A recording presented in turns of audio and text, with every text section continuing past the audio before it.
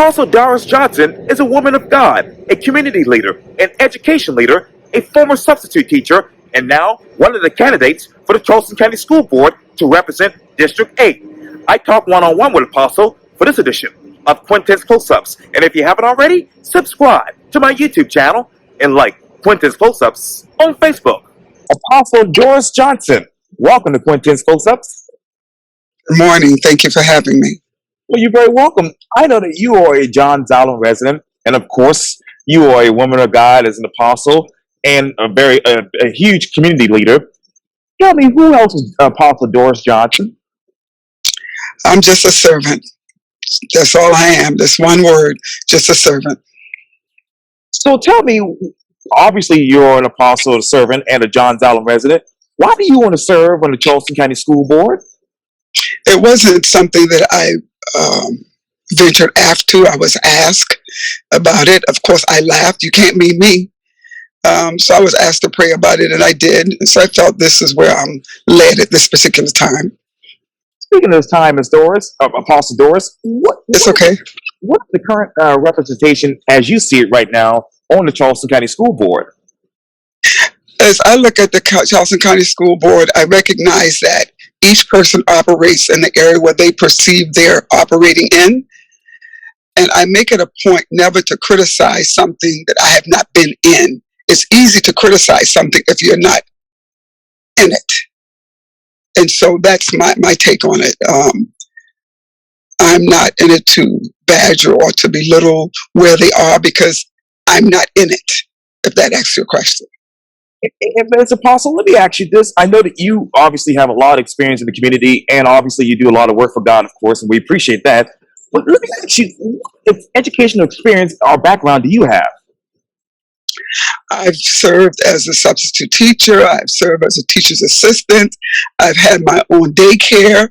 I've served on communities in school. I served with St. John's High School with a program. I think it was called SIG, and looking over a grant that they had for trying to get those money spent back in maybe 2015 or 16, sometime back up. Speaking of which, I know your area covers District 8 right after the redistricting of that particular area. Do you know what are the top 3 schools right now in your district, District 8? I don't. I am totally oblivious to what's going on in my district. As I said, I've been away from it. And so I'm here to learn as I go. That's why I'm learning as I go. Well, let me ask you this. I know you've been a substitute teacher, and obviously you've served in the educational realm in St. John's and other locations. Do you know what educational models do you hope the Charleston County School District will use in the future for underperforming schools in your particular district? As I look at the models in which they have, I see that Wando and North Charleston and even West Ashley, they have a good model as far as School of the Arts. I perceive there should be in every community and not just some communities. And speaking of West Ashley, Apostle, what is the graduation rate right now at West Ashley High School? I have no idea. I don't know. Okay. Well, let me ask you this. Where do you see the achievement gap in your district between minority students and non-minority students? When I look at the achievement gap and I look at the scale that was presented to us and seeing how Blacks are on the low for learning, and it goes up right there like that. My question was asked, how do I fix this?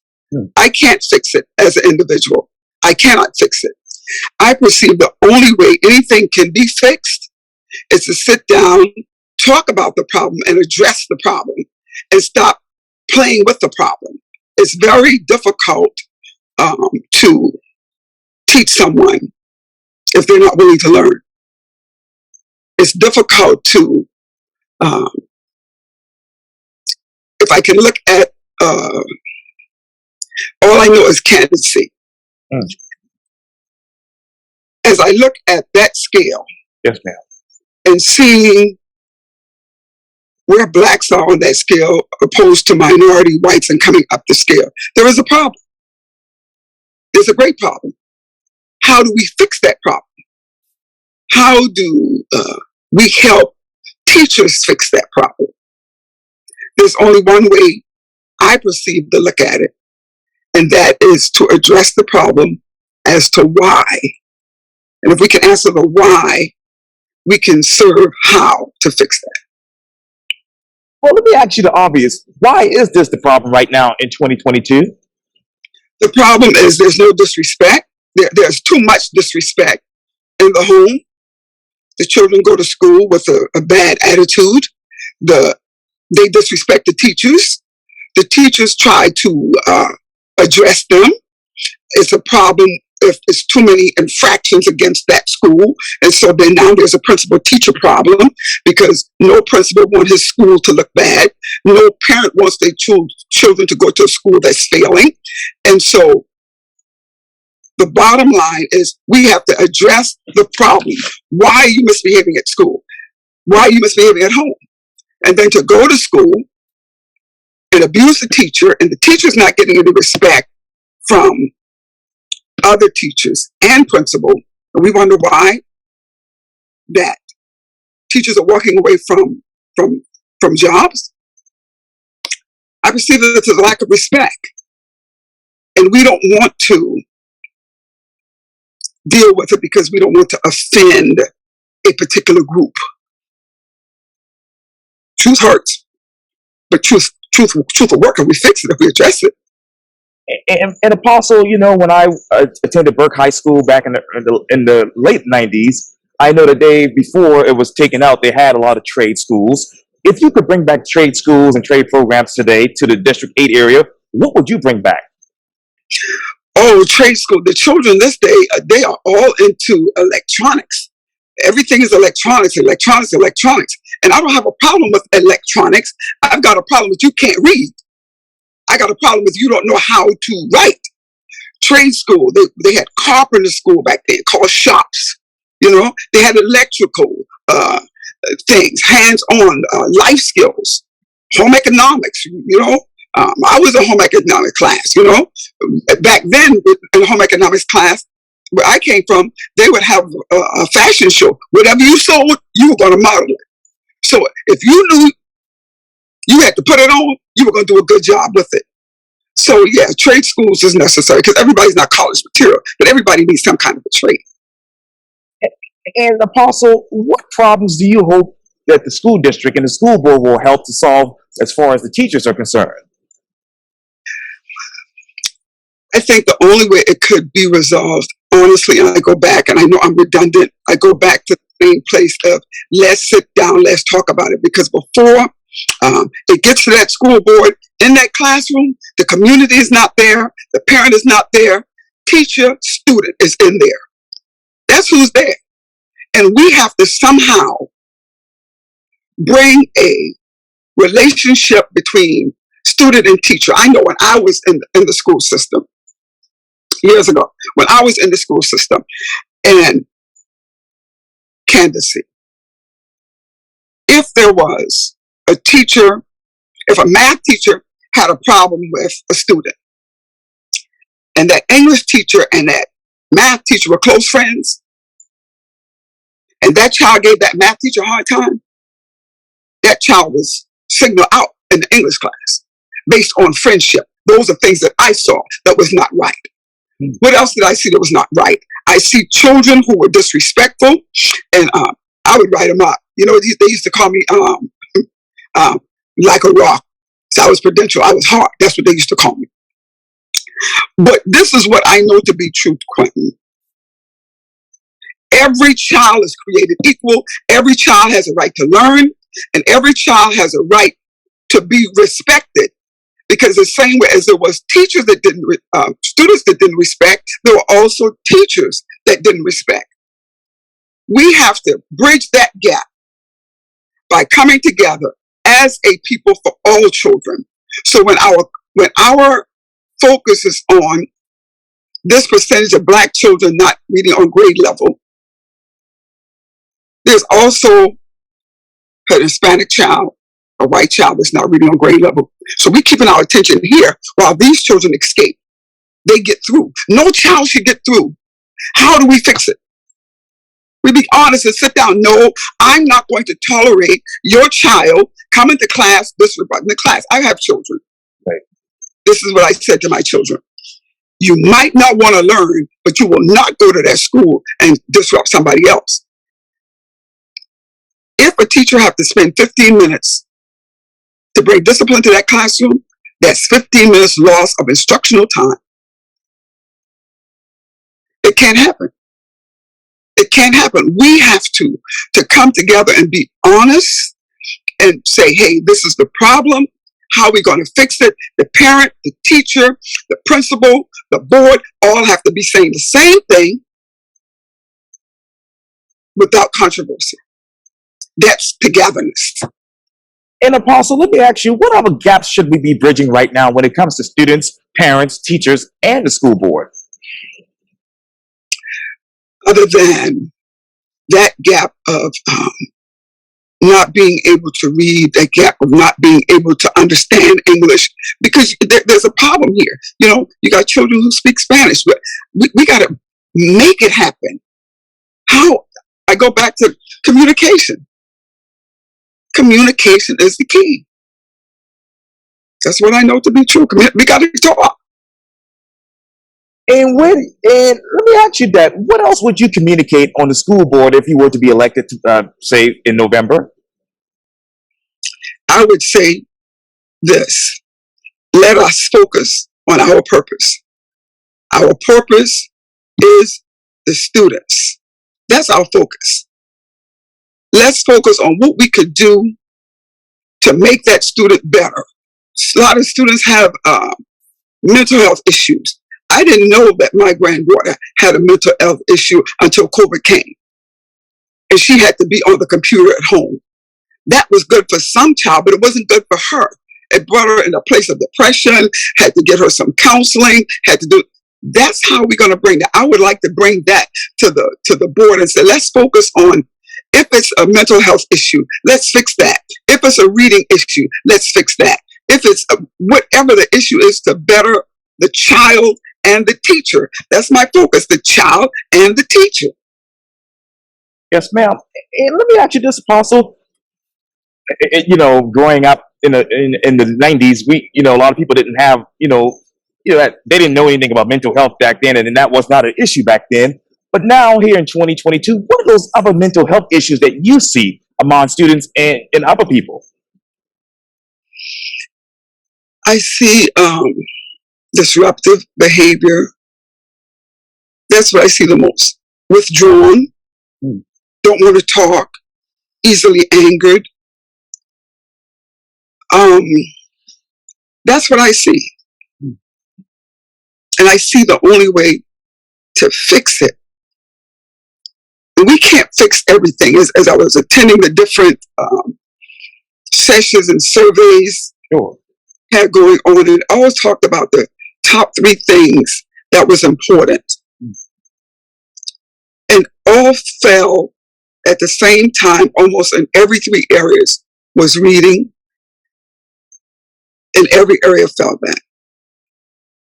Not being able to keep good teachers. That was a problem. Quintin, I don't go into this race proclaiming to know anything other than what I know.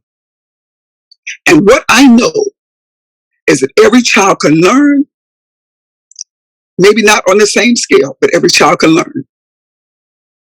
I go to the school board recognizing I'm new. I'm not coming up with any of my ideas or ideologies or dogma. All I want to know is this is the guidelines that's set before me. That it is the responsibility of the school board to do this. Let's do that. That's my only focus. I'm not going in with an I agenda. I would like to see a vocabulary, a laboratory. That's my big thing, reading. I would like to see a laboratory made for all children. If you're reading on a 5th grade level, I don't care if you're in the 10th grade. Let's get a lab. You got science lab, you got computer labs. Let's get a reading lab. That's my big thing, a reading lab. Because to me, illiteracy is slavery. What is it going to lead to? Misbehavior in school? What is it going to lead to? The child misbehave, discipline issues, the police come to school, they take them, they chain them. That's slavery. Not being able to read? How can I do math if I can't read the instructions? How can I read science if I can't read the instructions? So I don't go into the school board knowing nothing. I go in with the attitude that I'm willing to learn. Help me, help them. And Apostle, when it comes to those reading labs, how many of those schools right now in your area, District 8, actually need them immediately? All of them. All of them. I'm talking, this lab that I see. Yes, ma'am. Is phonics. And I do know that they have some of these things going on now. Sure. I do know that. I'm not oblivious to that. I know that things going on right now. I know that they do. All I'm saying is let's perfect it. How do we perfect it? It doesn't matter if the child is in the 4th grade and reading on the 2nd grade level. Take this time doing whatever schedules you have. No, you have lab today. And in that lab, we've got to have the basic phonics, the grammar. We've got to have all these things that's going to make reading fun. Take away the iPad. You know, learn how to write. They say, I'm told, well, they don't need to learn how to do that anymore. They don't have to do that anymore. You know, everything is done on the computer. The answer comes up, they pick it. I know when my granddaughter was in the 3rd grade, she had her science homework. I said, you finished your homework already? Oh yeah, Granny, I just went to Google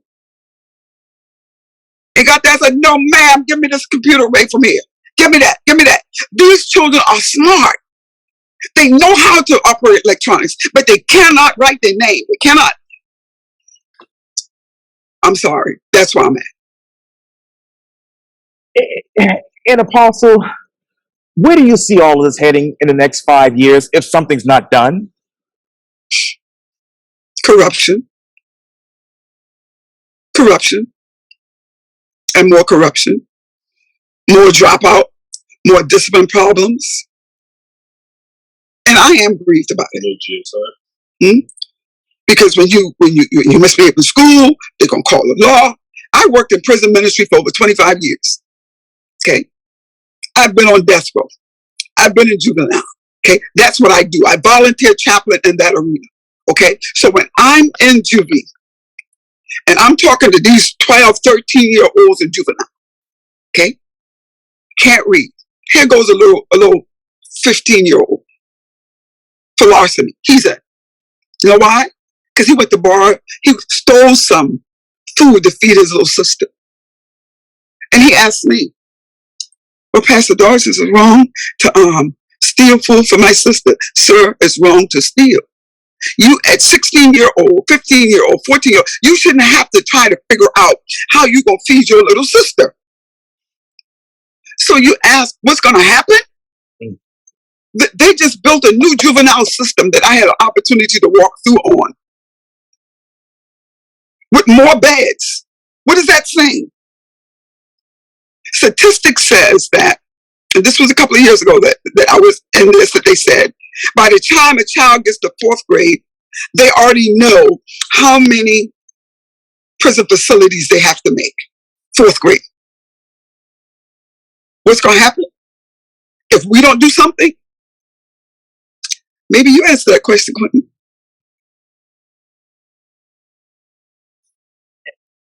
And Apostle, you know, going back obviously to what you said earlier, and with that survey that was actually distributed to many people in your district, why do you think that teachers are actually leaving the school district and the school profession in general?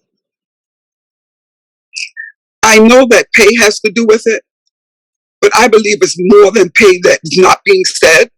I believe it's the not getting the support that they need from the parents, from the community, and among their peers. Because if I'm going to not be paid well, you're going to treat me well. So I believe it's more that they're not saying. I'm not in their shoes, but because I was in the system, I know how it is. I know I've seen parents come to school and disrespect parents. You know, I volunteered as a communities in school where I followed children from middle school to high school until they left the area. Yeah. And until the teachers and the principals get together and say, because when they're at St. John's High School, the board is not in that room. They are.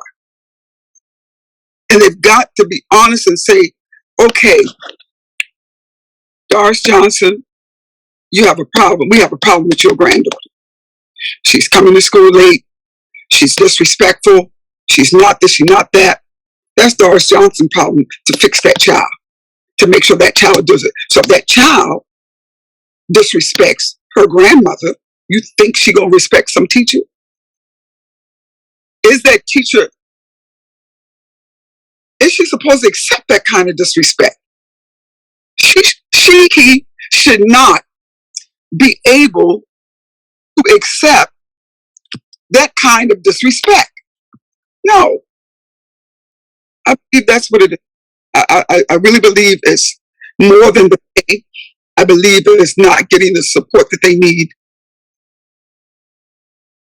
from the parents and staff. That's what I believe. And what resources do the teachers need right now, Apostle? I believe the resources that they need right now, right this moment, right now, resource, help. God knows they got all the ink pen, the this, the that, whatever they need. Those things, those are things. Things can be gotten. Support. That's the biggest thing, support. Support me when I go in this classroom in the morning. Support me when you know, Mr. Principal, that Doris Johnson will come in class and act up in the morning. Support me. I believe that when it comes to the board, and the board is aware, Ms. Johnson, at St. John's High School, we have a student coming in at such and such a time. How am I going to support that teacher? What resource am I going to give that teacher? I'm getting my behind off of that board, and I'm going to meet that teacher at that classroom, and I'm going to sit in that classroom with her. Support. And Apostle, what type of support do you want to see from the community that is lacking right now when it comes to basically helping these kids get on the right path? Participation. Participation. They don't show up. They have a meeting, they don't show up. PTA meeting, they don't show up. Participation. That's the only way it's going to work. It's only going to work by participation and support. When the teacher says it, the principal says it, the board says it, the principal and the parents say it, we are together. And they see us together. When those children see us together, they know they can't play a game on Miss Johnson's classroom. They can't. No, they see us solidified as a group. When that wall is fortified, they can hit it, but they'll have to submit to that because there's no missing link. That's all I know, man of God. That's all I can say. That's all I know, and that's all I've got to bring. I don't pretend that I know something if I don't know nothing, but I'm willing to learn. And Apostle, if you were to be elected to the school board, that is, obviously, what would you do on day 2? I believe on day 2, I would want to have a conversation with my colleagues and say this. I'm new to this. I don't have the experience that most of you have in this particular arena right here, but I do know children. And I do know what our Constitution says. All children are created equal. We are one nation under God, indivisible, with liberty and justice for all. Can we come together and be one? I want you to know me. First thing I want to do is want to learn my peers. Because if we're divided, forget it. It's not going to work. Consul Doris Johnson, thank you so much for your time. And again, welcome to Quintin's Close-Ups. Thank you for having me. Oh, you're very Yeah. welcome. Bye-bye.